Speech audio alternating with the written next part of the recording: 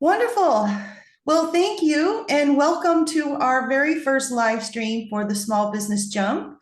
The Small Business Jump is an exclusive community of entrepreneurs where we learn from industry experts and surround yourself with a supportive network of like-minded individuals who understand the challenges and triumphs of entrepreneurship. Here we're going to develop peer-to-peer relationships and find the support we need as business owners. We are quite lucky today to have John Hannum as our first subject matter expert. John Hannum, CPA, is a CFO with experience in high growth companies and has worked in and with companies publicly and privately owned in many industries and sectors operating in 6 continents. He founded PPS Solutions to bring the power of finance essential to the success of larger companies to the small and growing businesses who need it most through its signature subscription-based fractional CFO offering. Yeah, and today, John is going to walk us through the power of forecasting. Thank you, John, for being our first subject matter expert. We appreciate it so much. And the floor is yours.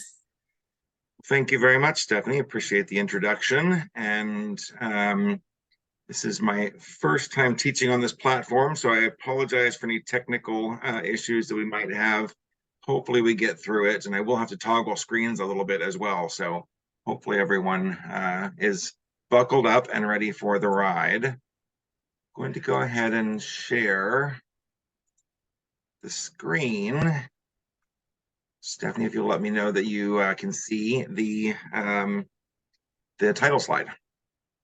I can see it. It looks fabulous. Excellent. Well, let's see if we can get it forward. Okay, there we go. You've already introduced me. My name is John Hannum. I am a CPA, although I do not participate in most CPA activities. My background is as CFO for growing companies. And now what I want to do with PPS Solutions, what I've been doing for the last several years, is to try and educate companies on how to grow, what to do to achieve their success, their growth plans, etc. So budgeting and planning, forecasting really is central to that. And so that's why I'm excited to do this particular class today. So we should set some expectations first. I think that it's very important in accomplishing expectations to set them to begin with.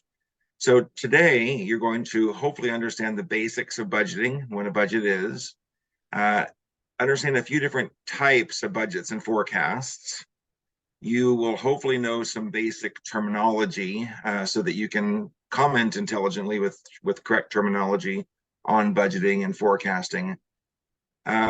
More than anything, I think this class is probably good to provide you with some confident interpretation of budgets prepared by somebody else. I don't know that we'll get into, totally being a master budgeter within the time that we have planned. So hopefully it gives you more ability to confidently interpret budget that's been prepared by somebody else, but also should allow you to prepare a basic budget of your own. Specifically, what the session is not, and I want to clearly enunciate this at the beginning, we're not going to go into advanced budgeting and forecasting topics, although there are some, some nice formulas and some ideas that we'll talk about that we could go down some rabbit holes that could last months if we wanted to. And the other thing that's specifically not really included, although we're going to touch on it a little bit, is education on the financial statements. So we're going to talk about the balance sheet, income statement, and cash flow statement today. We're going to use those items, but we're not really going to educate you on what those are. So if you don't know how your financial statements operate, that is probably something that we should have a future class on. I do have a YouTube video on that as well. And then also today is not an Excel tutorial. You'll receive as part of your package for this particular class, you'll receive an Excel model that we're going to work in today. It does have some interesting formulas and some fun tools to balance itself, etc. but we're not going to necessarily do an Excel tutorial today. Okay, let's start with a little background. U.S. Secretary of the Treasury, Jack Lew, in 2013, I thought put a decent idea of what a budget is.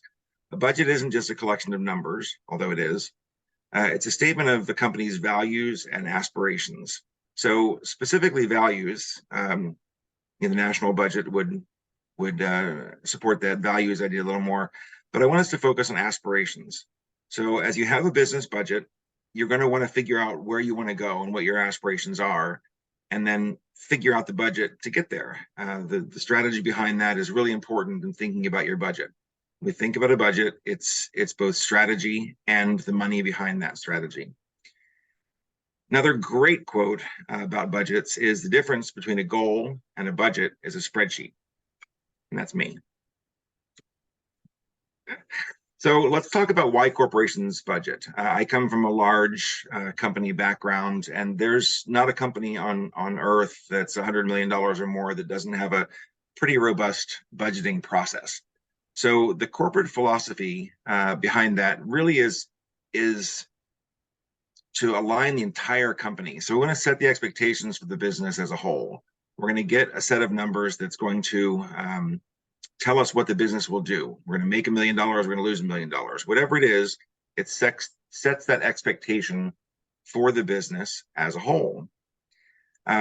Because of the process itself of going through the budget, of literally just having everybody fill in templates and figure out what it is that their area of responsibility is going to do, there's an active involvement, and it ensures that there's an alignment of goals. If one person at the table, if there's a table, which there has been tables, says one thing and another group has another idea about that, we have to be aligned in order to budget. One group can't budget one set of values and another different. We all have to agree that we're supporting the same types of goals, which fosters collaboration between areas of responsibility. The purchasing department can't purchase something that the sales department or the chief revenue officer hasn't agreed to sell, for example. So we collaborate and we figure out how to get the best out of each area of responsibility within the company. And more importantly, as we go down into different areas, as you have larger businesses, each function is set for their expectations. So each area is going to have its own things to be accomplished, what we want to accomplish, and then what success looks like. And specifically in larger companies, we're going to talk about the reward for achieving or exceeding that target or success. So for example, a sales budget may say you have to accomplish $100 million in sales. What does that look like? $101 million in sales is success. $99 million in sales is not success. So, we align ourselves to say, what does success look like? And then what is the reward for achieving that target? Of course, the $100 million example, someone might receive a bonus at 101 million and no bonus at 99 million. But specifically, what does that look like what does success look like, and what's the reward for achieving it? So usually that success comes with a little money there on the end. In small business, it's the same thing, right? We might have one person sitting at the table and one person with a spreadsheet actually building that budget, but the budget is still a roadmap. It's going to involve all of the different functions and different areas of your business. It's just you sitting at the table representing all those functions. So you still have to collaborate with yourself when you're going to build a small business budget. But the whole idea behind the budget is that it's a roadmap. You're not going to know where to go and how to go there unless you build yourself a map to get there.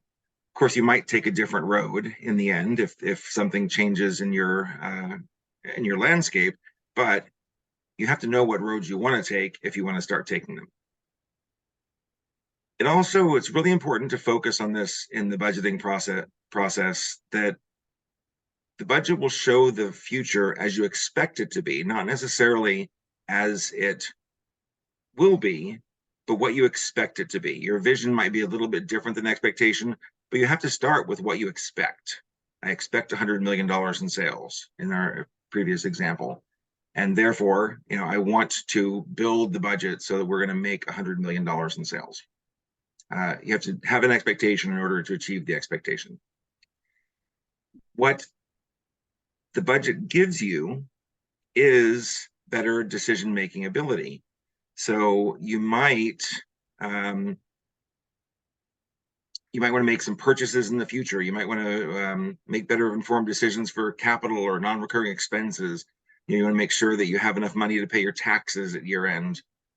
All these different things are larger expenses that we want to make sure we have enough money on hand to do it, so we make better decisions.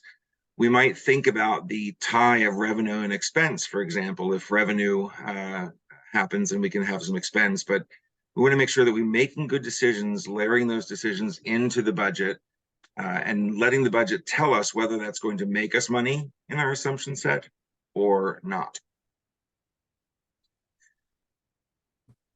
We also want to plan for contingencies and non-recurring expenditures. Like I said, if we need to buy a larger machine to get from one revenue basis to another, we really have to build that into our budget over time and say, do we have enough money? Do we need liquidity? Do we have enough resources to take that on? Does that machine come with some people that need to operate it? What does it mean to all the pieces of our budget? We're going to plan for those contingencies and non-recurring expenditures in our budget. And that way we can see them clearly in what they do to the bottom line. One of the reasons to budget also is that it is useful to outside parties. You're going to make this budget based on your ideas of what you want your business to be. You're going to think about it, and it's going to be a roadmap to your success. But you might actually give it to a bank or somebody that's going to give you money for that new machine, plant, whatever it is, because they want to see what your vision is as well. They can look at your historicals and understand where your business has been, but a lot of times they're actually going to want a forward-looking statement to make sure that you know where you're going before they give you the money to get there.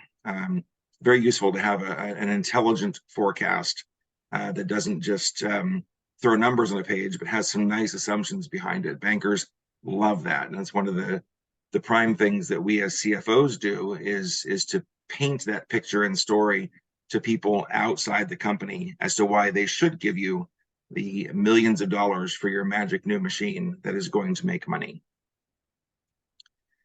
And then we also want to understand the impact of long-term contracts. So if we're going to take on a supplier contract, a customer contract, et cetera, we want to make sure that we've aligned ourselves to make sure that our organization can handle that.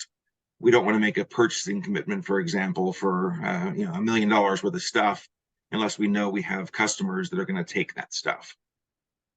Hey, John, we got a question. Yes. Yes, wonderful. We have a question here from Mary Ellen that says, how does a budget differ from a business plan? Excellent. So a budget is the basis for a business plan in some cases. A business plan usually is when you start a business. So you're going to make your budget for this business that's coming from nothing to something. And you're going to go forward and give that business plan to people that are going to help you accomplish it. But the budget is the basis, and then it gets dropped into the business plan as it were. So I would call your budget your spreadsheet, and your business plan your PowerPoint, but they are highly related. Your budget and forecast of what you expect to do is going to go into your business plan in the end. That's a good question, and those two are two different things. Your business plan is also going to have some really other interesting information like market demographics, how you differentiate your products, all of the things that you want to execute in your business. So those, but it's a little bit different. Now, just like your business and your roadmap, your budget should be aligned with that. So you definitely would want to look at, when you're building your business plan, you want to make sure that all those assumptions and all those market pieces of data and all of the information as to what you're saying in your business plan is also in your budget. Budget is usually pretty detailed as well. You're going to get down to your cell phone bill and other things that are specifically in that line items in your budget. And you're certainly not going to put that into your business plan document. You're going to drop the basics, the high levels into your business plan. Did that make sense? Do we have a way to ensure the question got answered? I see the little button went away. Yes, it made sense. Thank you. She says yes, Great. thank you. Excellent. Awesome. Okay. And the last reason that I would say we're going to budget, the last reason on this slide at least, is to set expectations. So especially as you get bigger, you're going to want to reward people within your organization on performance compensation. So we want to make sure that if we set those expectations and somebody makes the expectations, that we're able to compensate them. So if they don't meet the expectation, they don't get that compensation. It's a really important idea from big business that I think small business should adopt all the time, is just thinking about rewarding expectation and not rewarding not expectation. The annual bonus doesn't happen unless we make the money. If we do, everybody shares. Okay, we're going to talk about the cadence of budgeting, and I'm still kind of in the large business idea. So we're thinking about how larger businesses do it, and we're going to try and instill that discipline into our smaller businesses. So the word budget, when you're using it in a large business, usually is for the annual cycle. You're going to make one budget per year. It's probably going to be prepared before New Year's Eve, and it's going to show your expectations for the following year. You're going to approve it and kind of ratify it and make sure that there is one budget, and that budget will not change for the entire year. It is your budget. They're like resolutions, your New Year's resolutions, except they're going to last longer than 4 weeks, and you're going to look at them all year long, because it's a measuring stick that you want to use 12 times at least during the year to make sure that you are on track for that roadmap, or taking a different road if you decide to do that. But we'll get to that in a second. The budget matches the financial statements. So you're going to be able to prepare your budget using income statement, balance sheet, cash flow. And then you're going to, when you get your actuals out of your accounting system each month, it's going to come out exactly the same. So you can lay them side by side and say, what does my income statement look like, actual versus budget? What does my balance sheet look like, actual versus budget? And cash flow, I know it's a little bit of a more difficult to understand, but you can lay all three items next to each other and see in actual versus budget on each thing. That's why we build the budget in this way. We of course could use it for our annual compensation plan too. Most businesses, of size, have what they call a management incentive plan, or some type of thing that rewards the senior people within the business or all the people within the business for that annual plan. And that way, you don't have to pay little bonuses all the time. You don't have to do anything. You just keep telling people, hit the goal, you get the money. It's super simple. The second word we're going to look at is forecast. So if our budget happens once a year and we're going to put a lot of effort into that budget, a forecast might be considered an update to that budget. So every month, or at least quarterly, you're going to say, okay, how did we do to our budget, and what do we think the remainder of the year is going to look like? So specifically, if we're above our income or our goal for the year, do we think that's going to last, or do we see something, did we front load some sales? Did we have something happen in the first quarter that's going to detract from our next quarters, and therefore we need to adjust our expectation? Or, did we get an extra something in the first quarter that's going to help us for the entire year? Or did the market change? Do we see conditions improving for the next 3 quarters? And therefore we're going to have a really awesome year. Of course, on the opposite side, if we did not make the first quarter, does that mean that our assumptions for the rest of the year are invalid as well? So a forecast is just a way to update our idea of what the budget is every month or quarter. Most businesses, you'll see when they issue a forecast, especially public companies or people that are giving market signals, you're going to see in March, they'll issue what they call 3+9, 3 actuals and 9 updated forecasts, which is your budget plus or minus your assumptions. In June, they'll give a 6+6, September 9+3, et cetera. So it's super simple to understand the cadence when somebody tells you, what's your 3+9 means it's already March. You have three months of actual, but there's still 9 months of the year to go, and there's a lot of uncertainty. You'll never make a budget that's exactly accurate unless you are. I would like for you to buy a lottery ticket if you ever hit the number exactly. That's your lucky day. So there will always be a difference. The question is what that difference means to your future. Do we have a slight difference and therefore we were pretty good at forecasting, or did we really miss something and we have to go back and look at why we missed it and the assumptions around that. The types of budgets and forecasts, we'll look at a few of these today.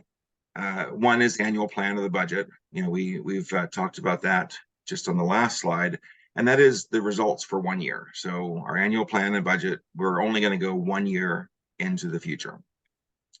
The second would be a long-term plan, and you might think about that, especially if you're looking at capital or going out into. I did an SBA loan for a business purchase recently, where we did have to provide a 10-year plan because there's a 10-year focus on the SBA loan. There's 10 years to pay it back. So they really wanted to know what the business was going to look like in 10 years to see if they wanted to loan us the money to do it. So, it's harder to predict 10 years out than 1 year out. So it's important to just think about that at a high level and understand, where do we see the business going? That's called a long-term plan. And then there could be something like a cash flow forecast. I've included that into our budget this time because it is the cash flow statement. But a lot of businesses might choose to use what they call a 13-week. So, what are our expenses for the next 13 weeks? What are our inflows, outflows? What do we expect to happen in the next 13 weeks? Are we going to be able to make payroll, pay our suppliers? Think about any purchases that are coming up, any non-recurring purchases. What do the next 13 weeks look like? Do I have an emergency on the horizon? And that's a decent period of time to do that. It's harder to forecast 13 weeks out, but we should know what our expenses are going to be 13 weeks out.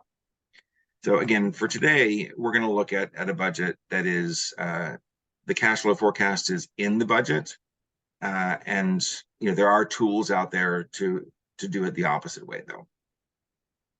Okay. Of course, there's 100 other types. You could literally have just a revenue forecast. You can have a purchasing forecast. You can do there are as many budgets and forecast types as there are imaginations.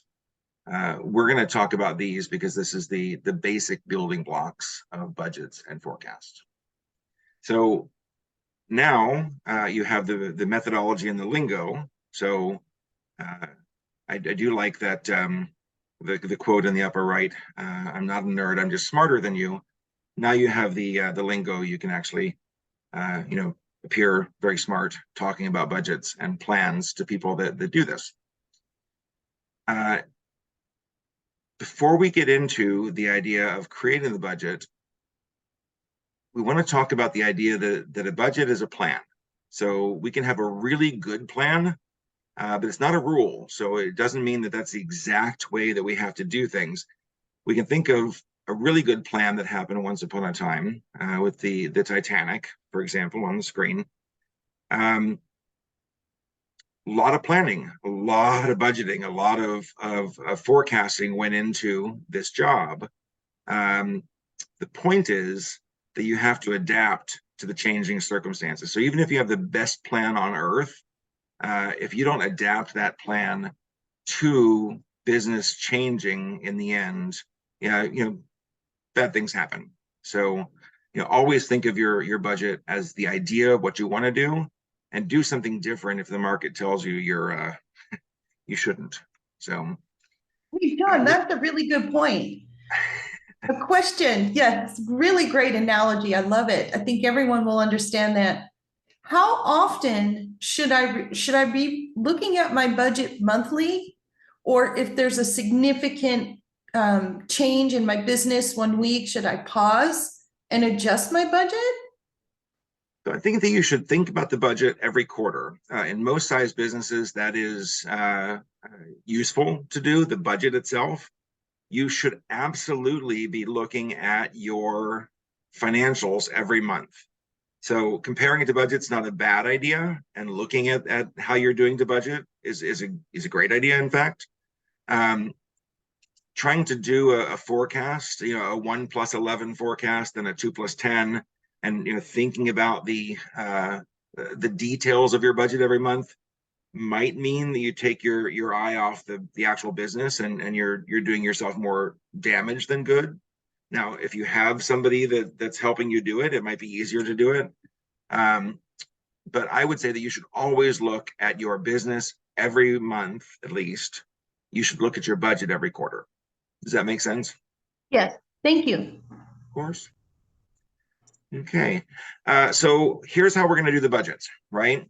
We're going to think about it in this way. And there's two different statements here. Revenue, cost of goods, and expenses are going to be part of our income statement.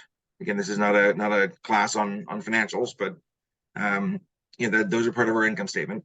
The balance sheet we're going to talk about in whole, and then the cash flow we're going to talk about in whole. So as we first think of our business and how we want to budget, we have to think about the incoming money that we're going to start with. So the first question we ask ourselves, and these are in order of certainty, basically. So we start with revenue, and we're going to start with the income that is in the bag. So if we have a contract, with some you might hear people say backlog. We have an open order for something. Somebody said, I will give you money for performing this particular thing or selling this particular widget, and that they can't back out of that contract. They can't, it's a definite order. That's definite. It should go into your budget, right? The first thing you want to put in there is your money that people are going to owe you as soon as you do the revenue generating activity. So that's called either contract income or backlog income. Could be a lot of things, in purchase orders, open orders. You'll hear it called a lot of things, but it's certain money. The second thing you want to consider is the idea of recurring or trend income.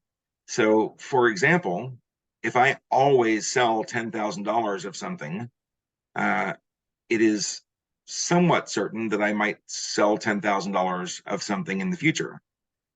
If my trend is that I usually sell a little bit more every month than I did the previous month, then I would apply that trend as well. You might want to think about that trend and just basically forecast that money, because it's not in the bank, it's not contract or backlog, but it is relatively certain because it's what you've experienced before. The second idea is the third idea is something that's known or updated. So if you have an updated assumption about something that's going to happen in the future, we might know that somebody else is coming into the marketplace and we are going to lose sales. We would want to forecast that, some market change. If we're selling, I don't know what the current iPhone is, but if we're selling iPhone, 10 when the iPhone 11 comes out, we need to start forecasting down on iPhone 10s and up on iPhones 11s. And don't kill me because I'm not an Apple person. I don't know what the current version of iPhone is. And then we want to make sure that we have some assumptions in there. So if our market, for example, if we're in the construction market and new home sales might go up 5%, and we're servicing new home builders, our revenue impact and assumption might just be a 5% across the board idea. We layer in these assumptions that say, what do we assume we're going to do? So all of those things are in order of liquidity, or in order of certainty, right? Contract and backlog means I do it, I get the money. Assumptions are, this may happen because something in the market tells me it's going to happen. So we start with our revenue and we say, how much money do we think we're going to bring in? The second thing we're gonna do in our methodology is look at cost of goods. Our cost of goods, we always want to match it with revenue. Each type of revenue is going to have a variability or a fixed idea to cost to the revenue. So if we understand that relationship there in the first, we can accurately determine whether we're going to how we're going to forecast the cost of goods. So, for example, if I have $100 product and my manufacturer costs $60 to make it, I'm going to make $40 a product. If I forecast more products, all I have to do is multiply that number times 0.6 to get my cost of goods. However, if I have a product that a machine makes and my machine has an operating cost of $1,000 a month, but I can make unlimited products with that $1,000 a month, that's a fixed cost. So no matter what happens to my revenue, I've got a magic machine that can pop out all this stuff with only $1,000 worth of cost. I wish I had this magic machine. Probably doesn't exist, but hopefully it shows the difference between whether we're going to use our costs of goods at a percent or a fixed amount. We have to understand the relationship between the revenue and those costs. We want to match that with the expectations. So, for example, if we're in the example we're going to look at today, there's a it's a landscaping business. So, the more lawns they mow, the more jobs they do in that landscaping space, they're going to have more payroll. So we want to match it with the expectation of payroll, et cetera. And then obviously known and updated and assumptions. So if we know that sales are going to increase 5%, we know that cost of goods are going to increase 5%, but there may be some cost associated with the cost of goods as well. So if we know that something that we're producing has copper in it and copper is expected to go up 10%, we might have a narrowing of our margin between our sales going up 5% and the cost going up 10%. So we really need to look at the relationship to the cost of goods to the revenue. Expenses are the third area we'll focus on. They're in the center. And we want to understand the driver behind each one of those as well, fixed, variable, et cetera, and cash or non-cash. So most expenses, we're going to send money out the door on a daily basis to buy the thing, the cell phone bill, the office rent, the payroll. But for each one of those things, we want to understand whether they're fixed, variable, or occasional, and whether they're cash or non-cash. And we need to layer them in very specifically with that mentality. That's our income statement. So 3 things. We're going to forecast our revenue from certain to uncertain, our costs of goods based on their relationship to that revenue, and then our expenses with whatever we think is necessary to support the business. We're then going to look at our balance sheet. So, how that impacts each business is going to be a little bit different. We're going to have a certain amount of cash in the bank as we start, and then we're going to impact that those balances as we go through. So if our sales roll through accounts receivable, for example, we might actually process accounts receivable at a floating amount of days on hand, days outstanding of our sales that gets us to an end product where we first make the sale, we get the receivable, then the receivable gets paid, and we get cash. So understanding your balance sheet and the flow of those rolling balances is kind of key to understanding your business. And they may come from the income statement. So you can actually forecast your receivables on a number of days if you give standard terms to vendors. I know we're getting way into financial statements where I said we wouldn't go, but it is important for you to understand how your business operates in order for you to budget it correctly. And every business is different. And of course, you're going to go through your balance sheet and increase and decrease your balances as appropriate based on how you know your business. Cash flow, we're just going to mention because it's the third statement, we're not going to actually budget the cash flow because it is literally forced out of the interaction from your income statement and balance sheet. You use formulas to accomplish everything within that statement, and I'll show you that as we get to the model. I know this was a big slide, and a lot of stuff and a lot of methodology.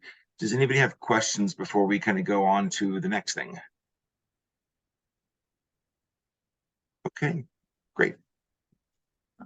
John, this is really good. You're getting me pretty excited about accounting and business. It was dangerous for you, Stephanie.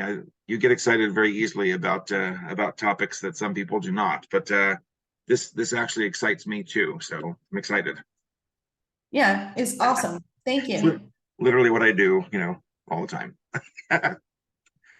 So let's talk about how we're going to make a budget. So we've already talked about the fact that your budget is an extension of your financial statements. So you're going to start with the format from your accounting system. And I'm going to go ahead and start toggling, if we can, between the budget and the spreadsheet and the presentation. So the template that you guys will get with the class materials is something I threw together for Bob's design and landscaping. It is totally fictitious, so you can't go and ask Bob why he's an idiot and doesn't run his business correctly based on these numbers. But I wanted to kind of illustrate what these things are, and we can talk a little bit about them, not going too much into the financials, but it does, this budget template has kind of all the pieces that I would say. So in our financial statement, right, we've got revenue, cost of goods, and expenses in a very detailed way here. Not too detailed because it's only, 30 lines long. But it does lay out our financial statement. So it starts with the financial statements. In this idea, we've got 6 months of actual. So we're doing a 6+6 forecast rather than a full budget. Full budget's the same idea. And then we're forecasting 6 months into the future for a total for the year. So I wanted to illustrate that it kind of comes from your financial statements. We go down one page to the balance sheet. You can see that we've got assets, liabilities, and equity, all footing and cross footing. Our balance check down here, which is a great control to have in your financial statements. And then our cash flow as well. So our entire budget is going to be based on our financial statements. Up and get back to the presentation. So the first thing to start is your financial statements. The first thing you're going to do in making a budget is literally download your financial statements and stick them into Excel. The columns for periods that are already closed are updated with the actual results. We saw that 6 and 6 in our case. The first thing you're going to do with those numbers and trying to figure out your future 6 months is you're going to look for patterns in the number, and you're going to apply assumptions. Tie revenue and direct costs together whenever they're related. We'll look at an example of this in a second, but there's 2 ways to think about revenue and direct cost. It is inadvisable in business to spend money before you make it if you can get away with not. So, for example, there may be a need to wait until that revenue is generated. So I'm forecasting $1 million in sales for a particular contract that's not guaranteed. And I want to know what to do in my business. I should probably, on that roadmap, wait to hire customer service agents until the contract is signed, rather than just going ahead and assuming the contract is signed. You've got all these customer service agents eating up your budget, and you don't have the revenue associated with that. So, there are ways to tie that revenue and direct costs together that you should think, how do I accomplish that? I'm going to forecast the idea that I need 6 customer service agents to manage $1 million worth of revenue, but I would wait in actually hiring the agents until we actually get the revenue, and the revenue is certain. There may be a need on the opposite side, the opposite thinking, to invest in the expense before the sales are made. So if we're going to think about selling items, for example, we might need to go out to Facebook Marketplace or Google advertising and spend some money to tell people about our product in the hopes that they buy that. So this is an investment approach to the expense. I'm going to say, okay, I'm going to try to spend $10,000 on a particular type of advertising and hope that I get $1 million in sales. And so when we think about those 2 things, you have to think about putting them into the budget in that way. either way, there's still a relationship between revenue and costs. So you always want to think about, you know, cost that doesn't support revenue or admin or some purpose in your business, you should avoid. And revenue that has costs, you should try and look at those costs and understand what they are, or maximize that revenue. There's a relationship between the two. The next thing you'll do after starting with your financial statements and trying to tie everything together is you're just going to go line by line and forecast the revenue, cost of goods, and expenses. So in our example here, we're literally just going to go line by line and say, okay, design income, what do I think design income is? This guy apparently does some really big jobs, and he doesn't do them every month in this design idea. So looks like his backlog, he knows that he's got a contract in September to do 26,900, whereas he's done a few contracts through the year for that amount, but he doesn't expect any other design revenue to come in. In landscaping, he's going to come through and see that he's got some recurring revenue, and he's going to forecast that going forward. So basically, you're going to go line by line and understand what the relationship is. Now, in this case, there's an interesting idea where it looks like landscaping service is relatively flat or increased, but there's a winter versus a summer seasonality. In beginning in April, the amount goes higher than it does in previous months. And so we're going to forecast that seasonality going back down into winter because less people have their grass cut in the winter, for example. There's also this idea where when he does a design job, he's selling plants as part of that design job in the next month when the installation may happen. So in this case, he had a $12,000 job in January and sold $3,800 worth of plants in February.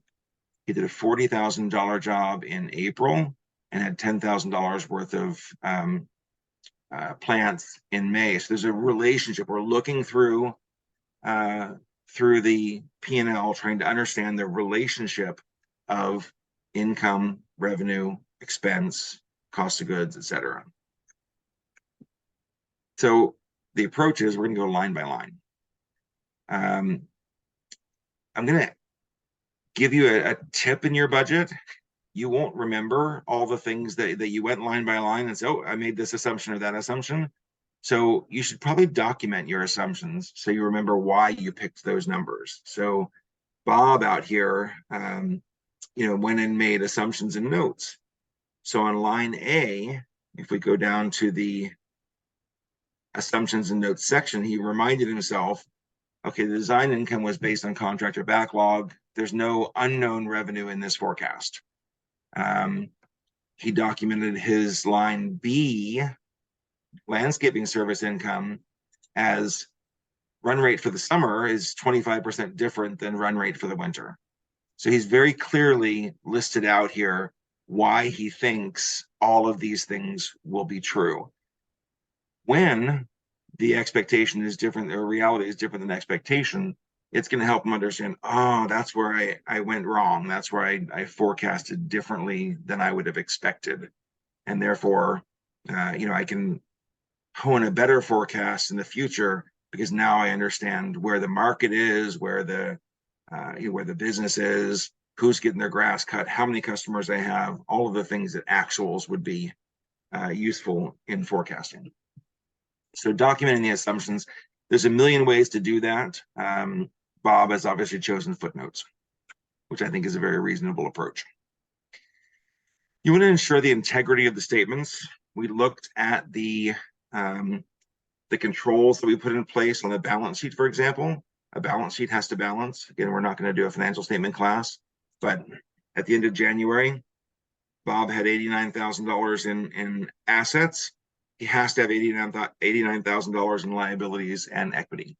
So that balance check is zero. We want to ensure that, for example, on the cash flow statement, the cash at the end of the period forced out by this cash flow actually equals the cash in the bank. So we want to build assumptions into our budget model where we clearly say, does it does it have integrity? Is it correct? You also want to look at the integrity of your budget to see if it's reasonable, right? Is it reasonable for what you expected? Does it have all the things in it? Did I remember to put in my tax payment, which is only once a year, or my insurance payment, which is only once a year? Now, when we talk about those once a year expenses, we also want to talk about cash basis versus accrual basis. I like accrual basis books, but Stephanie, as an income tax person, is going to like cash basis books.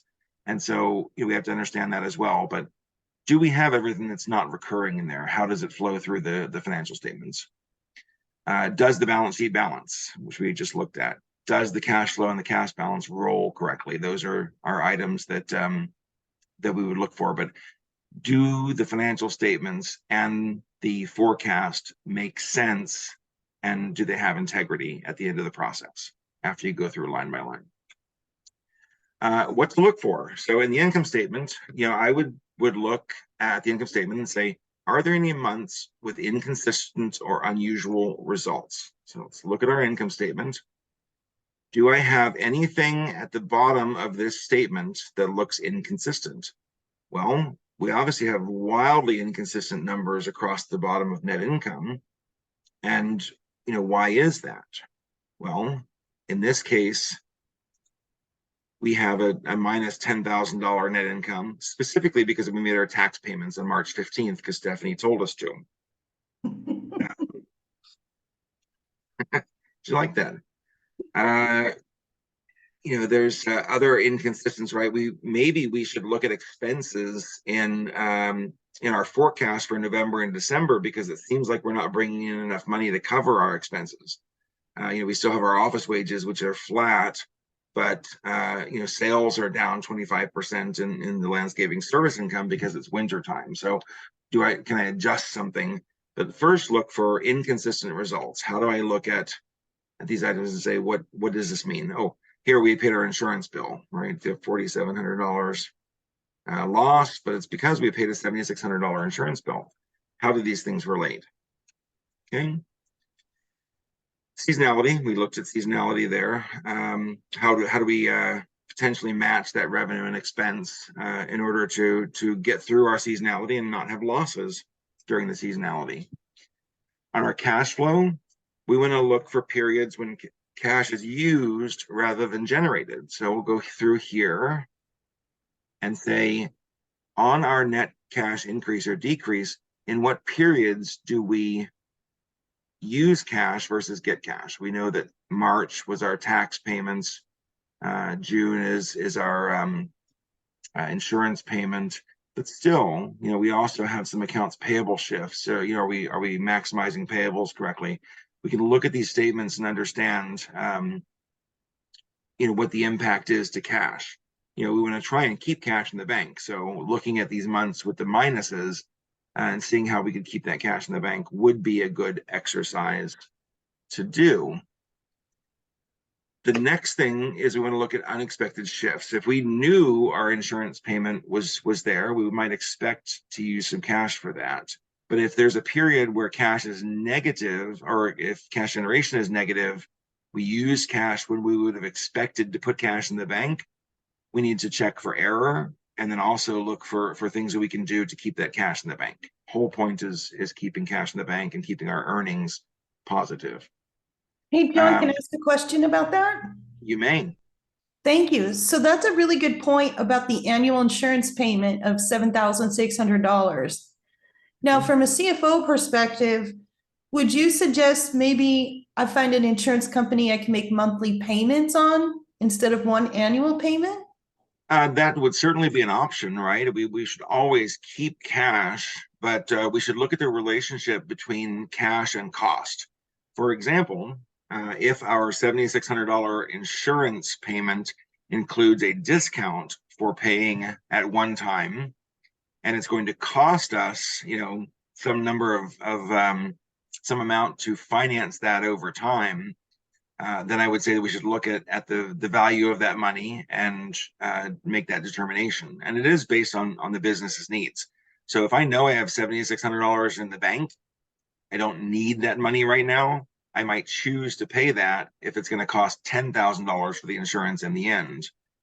Of course, if I don't have $7,600 in the bank and I need to finance that, we want to look at the cheapest way possible. So that question, Stephanie, is always an analysis for cost benefit. Thank you, John. That's a really good answer. We got another live question. Are you ready?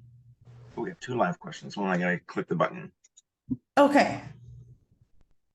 Okay, so they're in order, right? So what if some months for your fixed what if some months your fixed costs or expenses are always going to be higher than your revenue?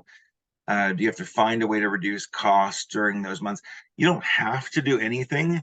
If there's a benefit to having those fixed costs, like for example, your facility. If your facility makes you $1 million in December and it has to sit there all year long to get that $1 million in December, then I suppose that's what you made the business decision to do that.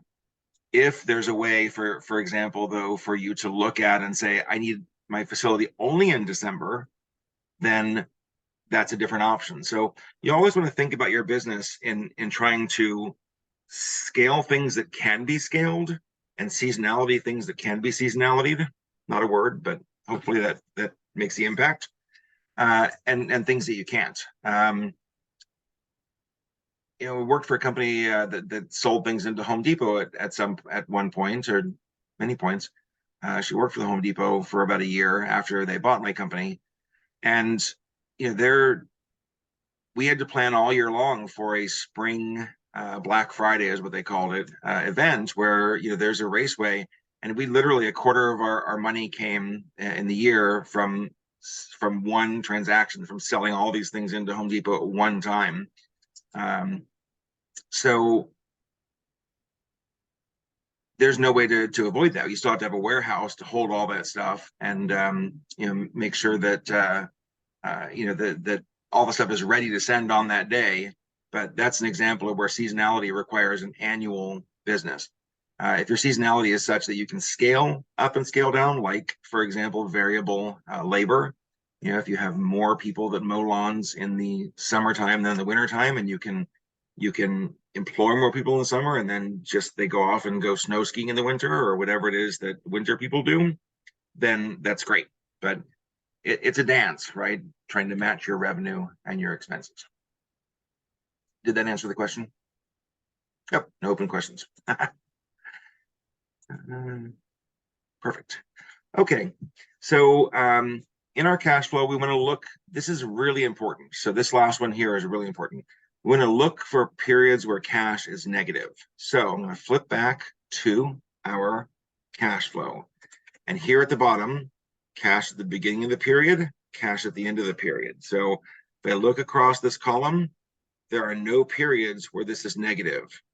However, if I think, oh, I want to buy $100,000 fixed asset, and I want to take that from cash actually that would be a bad idea, right? We want to put that in the forecast, not in the, right? So we've now forecasted that our balance is going to be minus 42,000. Even though we're going to still be minus at year end, we need to figure out a source of cash for that. Should I finance that purchase of fixed assets? Should I do something different in order to make sure that I always have cash in the bank? It's not necessarily bad to have cash in a negative cash at the bottom.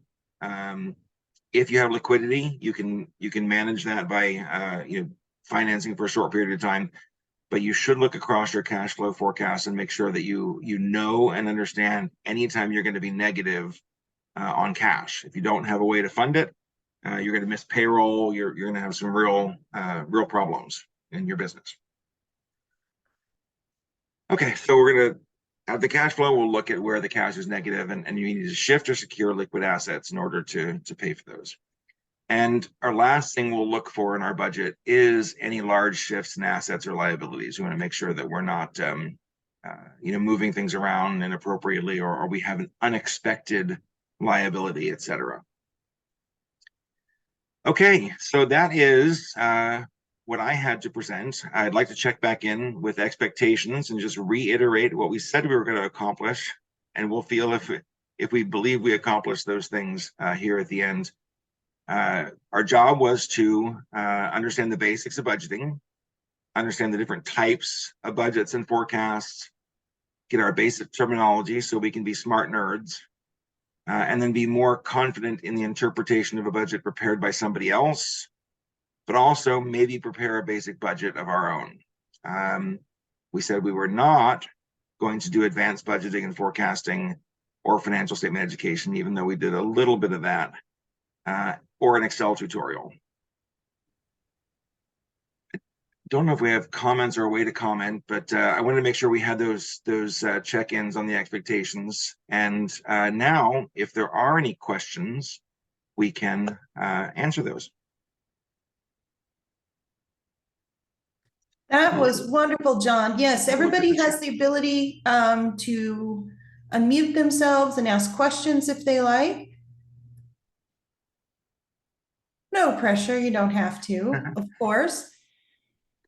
And there will be, this video will be posted inside the Small Business Jump community. We will post some templates, handouts, and we can also continue the conversation over there.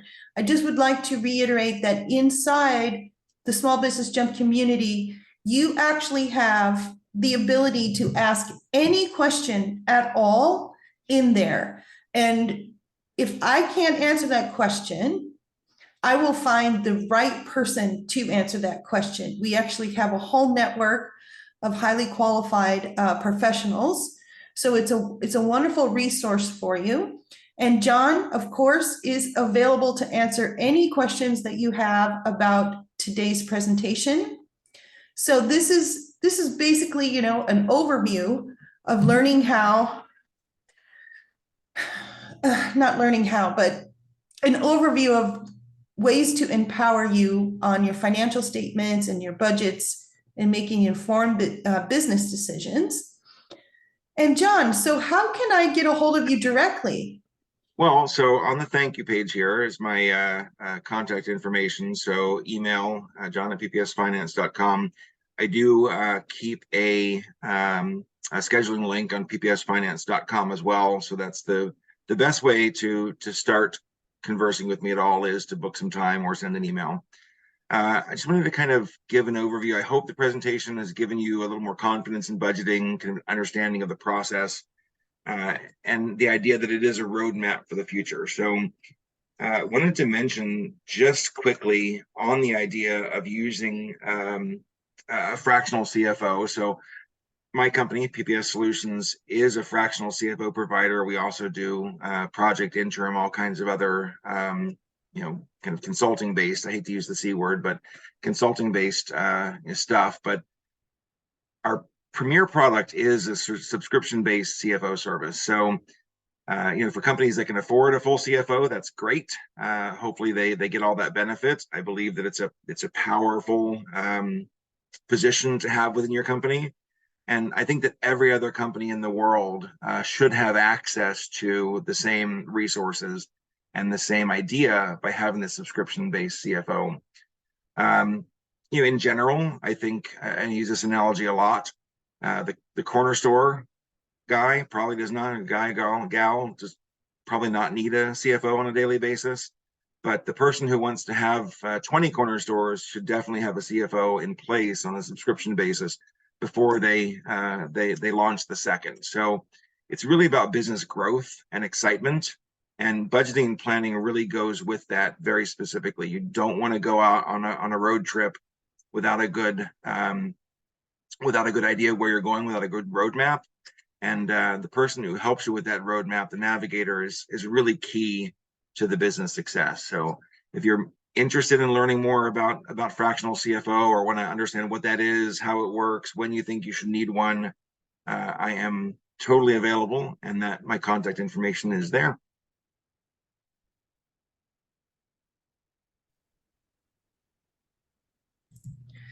Thank you, John.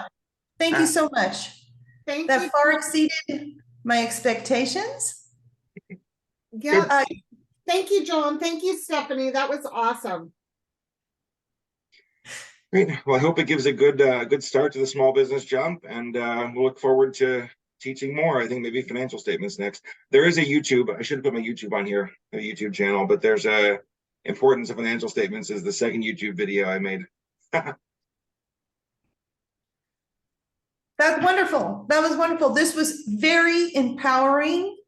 And not bad for people with accounting degrees pulling off a live webinar for the first time.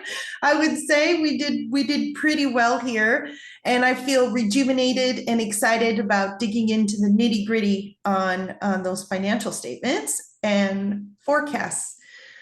Wonderful. Well, we already have 4 speakers lined up for the next 4 live events. We have a business attorney, a banker, product development, and a surprise that I don't want to give away yet.